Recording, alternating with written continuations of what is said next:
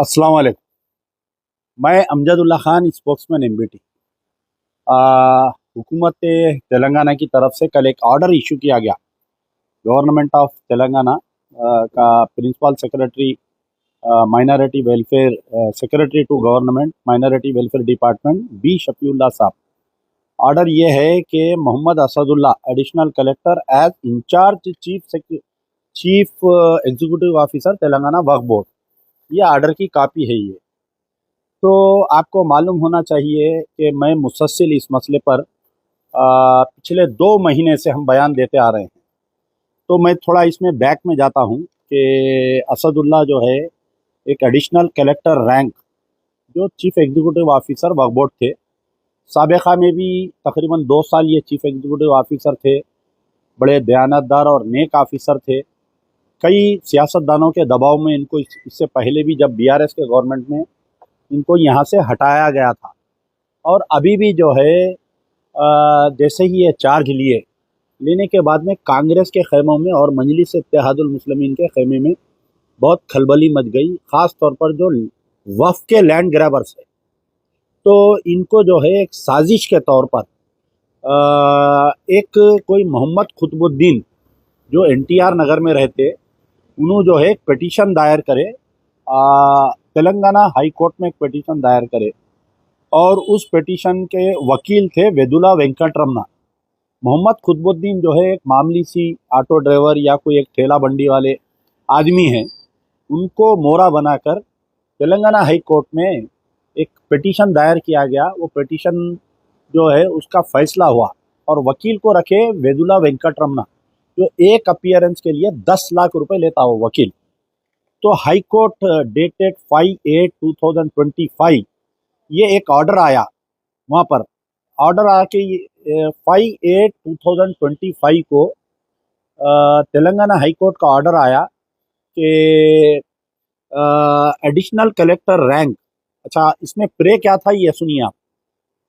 Petitioner की तरफ से प्रे ये था कि क्योंकि नया कानून आ चुका है वक्फ बोर्ड का, जो नरेंद्र मोदी की गवर्नमेंट वक्फ अमेंडमेंट एक्ट जो नया लेकर आए हैं, एज पर न्यू एक्ट जो है हिंदू या मुस्लिम जो चीफ एग्जीक्यूटिव ऑफिसर रह सकता है, हिंदू या मुस्लिम, और वो जो है जॉइंट सेक्रेटरी कैडर ऑफिसर रहने का है।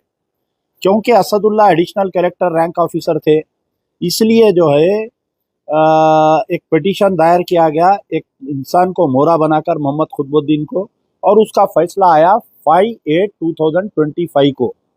ये फैसला आया कि क्योंकि Mohammad Asadullah joint secretary cadre officer नहीं है, उनको फौरी हटा दिया जाए।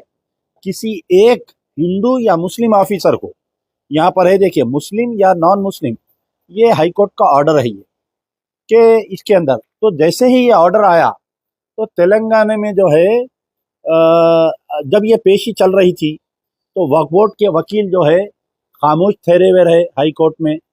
गवर्नमेंट ऑफ आंध्र प्रदेश के जो वकील थे, उनका तो बोलना ये था कि साहब आप ऑर्डर दियो, हम इसको इम्प्लीमेंट करते।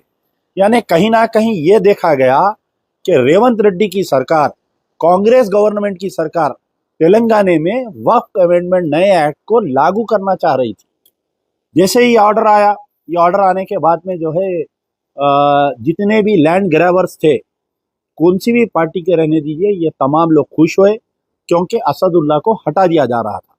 मैं बात एक असदुल्ला की नहीं कर रहा हूँ, मैं ये बात कर रहा हूँ कि यहाँ पर जो है वक्फ बोर्ड को किस तरीके से तबाह किया जा रहा है, वक्फ बोर्ड को किस तरीके से वक्फ के ज़मीनों को कब्जा किया जा रहा है, और एक ईमानदार और दयानतदार ऑफिसर को हटाने के लिए कांग्रेस और मजलिस इत्तेहादुल मुस्लिमीन का जो वक्फ माफिया है, ये एक होकर ये ऑर्डर लेकर आए। चलिए ठीक है, ये ऑर्डर आया, ऑर्डर आने के फौरी बाद में, यानी 5/8 को ऑर्डर आया और फिर एक 7/8 को एक नोटिस डाले। यानी ऑर्डर आना, ऑर्डर इंप्लीमेंट होना, it will take time in the government. तो इसको क्या करे, 5 तारीख के ऑर्डर को चैलेंज करते हुए आइए फिर वही आपके रिट पिटीशन नंबर 22692 ऑफ 2025 में आइए नंबर, इसमें फर्स्ट एंड सेकंड फिर 2 ऑर्डर लाए।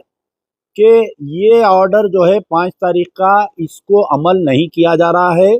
और ऑर्डर आने के बाद में भी Asadullah as a chief executive officer 5 तारीख के दिन, 6 तारीख के दिन कुछ फाइलों को साइन किए, और वो फाइलों, असदुल्ला जो बैठे हुए थे उनकी फोटो, और जो फाइल को चीफ एग्जीक्यूटिव ऑफिसर साइन करके वक्फ बोर्ड चेयरमैन के दफ्तर में जो ऑफिस में फाइलें भेजे, वो फाइलों की कॉपी जो है लेके जाके पिटिशनर कोर्ट में पेश किया। और कंटेम्प्ट नोटिस में फिर एक ऑर्डर आया कि क्यों हमारा ऑर्डर अभी तक नहीं माना गया। तो पहले टाइम 5 तारीख के दिन भी गवर्नमेंट प्लीडर खामोश थे, वक्फ बोर्ड का वकील खामोश था, और 7 तारीख के दिन भी दोनों खामोश थे। उसके बाद में क्या हुआ, आनंद फानंद में एक मीटिंग की गई, और शफीउल्लाह जो सेक्रेटरी माइनॉरिटी वेलफेयर है, फौरी उन्होंने एक ऑर्डर निकाले। 12 तारीख के दिन उन्होंने ऑर्डर निकालते हुए ये बोले कि एज पर the new Waqf amendment act, 12/8 के दिन देखिए शफीउल्लाह साहब की सिग्नेचर के साथ ये ऑर्डर आया कि एज पर the so and so Waqf act, so and so contempt notice, आप जो है नया वक्फ कानून लागू करते हुए आपके जॉइंट सेक्रेटरी कैडर ऑफिसर को वक्फ बोर्ड का सीईओ बना देना चाहिए। अब 5 तारीख के दिन, 5 तारीख 8वां महीना, और 2025 से लेके कल यानी 14 तारीख 10वां महीना 2025, 15 अगस्त तक, यानी पूरा 2 महीने तक वक्फ बोर्ड में सीईओ नहीं रहा। 2 महीने के दरमियान कई हम केसेस में रिप्रेजेंटेशन नहीं कर सके, कई हमारे कीमती अराजियात जो है जमीना कब्जा हो गए। जब फिर से दोबारा इसमें एक और एक चीज ये हुई कि जब ये फाइल चोरी हुए थे चेयरमैन की ऑफिस से फाइल चोरी हुई, तो Mohammad Asif Khan tehsildar who works as an OSD in the Waqf board, उन्होंने एक एसएचओ इंस्पेक्टर ऑफ पुलिस हैबिट्स को एक कंप्लेन दिए थे 7/8/2025 के चेयरमैन की ऑफिस से। ये पिटिशनर मोहम्मद खुतबुद्दीन को आप बुलाकर ये पूछिए कि इन्हें आरटीआई में नहीं लिया फाइल। जो शख्स आरटीआई में फाइल नहीं लिया तो हाईकोर्ट में कैसा बताया इन्हें फाइल कि 5 का ऑर्डर आने के बाद में 6 तारीख के दिन जो है चीफ एग्जीक्यूटिव ऑफिसर कैसा साइन करा बोल के। ये तो आज की तारीख तक 7 तारीख के दिन जो कंप्लेंट किया इंस्पेक्टर ऑफ पुलिस हैबिट्स में, आज की तारीख तक उसका एफआईआर इशू नहीं हुआ। अच्छा, अब 12 तारीख का जो ऑर्डर आया था प्रिंसिपल सेक्रेटरी चीफ से, हमारे secretary to the government minority welfare department, उसके खिलाफ में असदुल्ला साहब कोर्ट को गए थे। 2 महीने के बाद में आज से 5 दिन पहले कोर्ट ये बोला कि यानी डबल बेंच के कोर्ट का सिंगल बेंच के जो ऑर्डर को सस्पेंड करते हुए डबल बेंच का ये एक ऑर्डर आया कि इसमें जो है कि असदुल्ला की तैनाती करेक्ट थी, दोबारा असदुल्ला को वहां पर से फिर से चीफ एग्जीक्यूटिव ऑफिसर बना बोल के हाई कोर्ट का ऑर्डर आया। तो ये ऑर्डर जो है गवर्नमेंट ऑफ तेलंगाना या कांग्रेस की गवर्नमेंट वकील को ठहरा के नहीं लाए, ये ऑर्डर खुद असदुल्ला साहब की तरफ से जो है एक वकील ठहर के ये ऑर्डर लेकर आए। तो आज हाई कोर्ट के दबाव में बोलिए या किसके दबाव में बोलिए, 14/10/2029 को एक ऑर्डर आया है कि असदुल्ला को दोबारा चीफ एग्जीक्यूटिव ऑफिसर बना दिया जाए।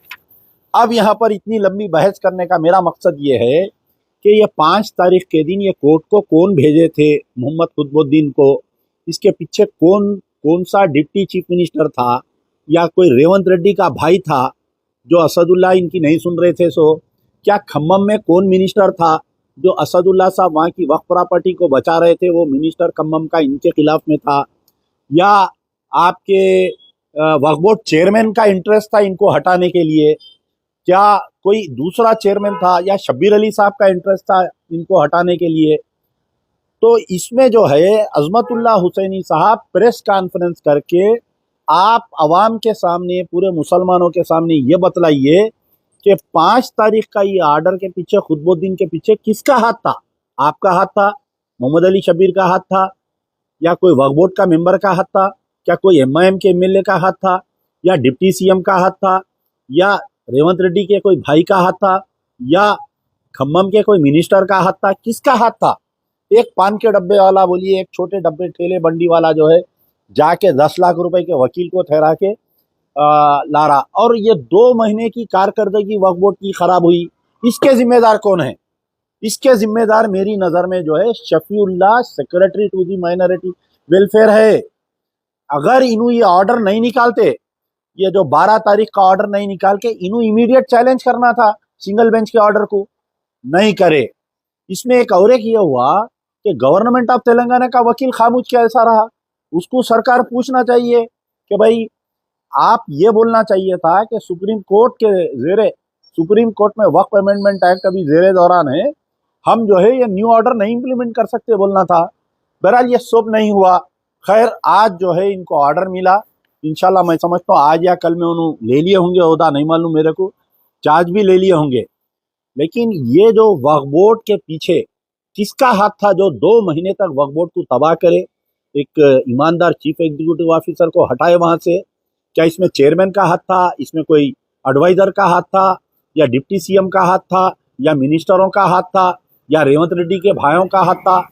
हम अवाम, खास तौर पर तेलंगाना के मुसलमान ये राज जानना चाह रहे हैं। मैं गुजारिश करूंगा हमारे वक्फ बोर्ड के चेयरमैन जनाब अजमतुल्लाह हुसैनी साहब से कि आप एक प्रेस कॉन्फ्रेंस कंडक्ट करिए, चीफ एग्जीक्यूटिव ऑफिसर को बाजू बिठाइए, अवाम के सामने जो है ये 2 महीने से जो जंग चल रही है, अदालतों की जंग जो चल रही है, वक्फ बोर्ड का जो काम खराब हो रहा है, और कई हमारे प्राइम प्रॉपर्टीज ना इमाम मौजन की तनख्वाह आई ये 2 महीने में, कई इंपॉर्टेंट फाइलों पे सिग्नेचर नहीं हुई, कई चीज हो इसके अंदर 2 महीने में। 2 महीने कौम के लिए 60 दिन यानी बहुत बड़ा अरसा होता है। ये मुसलमानों के साथ में जो खिलवाड़ किया गया है, अब ये जो ऑर्डर भी आया ना 14 तारीख का, इसको भी फिर कोई चैलेंज करते, कैसा चैलेंज करते कि इलेक्शन के कोड में ये ऑर्डर कैसा निकाले बोल के। जुबली हिल का इलेक्शन, बाई इलेक्शन का कोड आ गया, वो कोड में आप जो है कोई पोस्टिंग और रीइंस्टेटमेंट या रिमूवल का ऑर्डर नहीं दे सकते। तो अभी भी ये ऑर्डर भी निकालना जो है मेरे को इसमें कुछ सस्पिशियस दिख रहा है। क्या फिर असदुल्ला को हटाने की कार्रवाई करी जाएगी? बात असदुल्ला की नहीं है यहाँ पर, यहाँ बात है वक्फ बोर्ड को तबाह करने की बात हो रही है। लैंड ग्रावर्स का जो राज हो गया वक्फ बोर्ड में, उसको बर्खास्त करने की बात हो रही है। तो मैं रेवंत रेड्डी साहब से गुजारिश करूंगा कि आप इसके ऊपर जो है वाजे बयान दीजिए कि वक्फ बोर्ड के पीछे कौन थे जो हाई कोर्ट में गए और कौन थे। और बड़े हैरत की बात देखिए आप कि वहां पर एक शिया रुकून है वक्फ बोर्ड में, बेचारे 2 महीने से खामोश है। नया कानून लागू हो गया, अमेंडमेंट एक्ट, वक्फ अमेंडमेंट एक्ट। पूरे तेलंगाना में कितने मुस्लिम लीडर से बताइए, मैं मेरे प्रेस के बयान में बोलते रहा सबको। मैं जमाते इस्लामी वालों से अपील किया, एक बेचारे हमारे मौलाना जाफर पाशा अपने जुमे के खुतबे में ये ऑर्डर के खिलाफ में बयान दिए, उनसे हटके कोई उलमा, कोई मशाइखीन, कोई जमात, all India Muslim personal law board के सदर साहब खालिद सैफुल्लाह रहमानी साहब इतनी बड़ी जंग लड़ रहे हैं आप वक्फ के कानून के खिलाफ में, लेकिन आपके स्टेट में ये वक्फ का नया कानून लागू हो गया था। 2 महीने तक आप मुंह में जबान नहीं थी आपके, आप एक बयान नहीं दिए। आपके बेटे जो है वक्फ बोर्ड के चैंपियन वक्फ एक्ट के चैंपियन बनते फिर रहे हैं, उन्होंने एक स्टेटमेंट नहीं दिए उन्होंने। तो ये मतलब था कि पूरे उलमा मशाइखीन खामोश रहे, फिर भी अल्लाह के फजल से ये ऑर्डर आया जो हुकूमत नादिम होते हुए दोबारा असदुल्ला साहब को लाने पर मजबूर हुई है। मैं चाहूँगा कि वक्फ बोर्ड के तमाम लैंड ग्रैबर्स और चोरों के खिलाफ में जो असदुल्ला साहब की जंग है, उसमें मजलिस बचाओ तहरीक हम आपके साथ में हैं। शुक्रिया। यार जिंदा सोबत बाकी।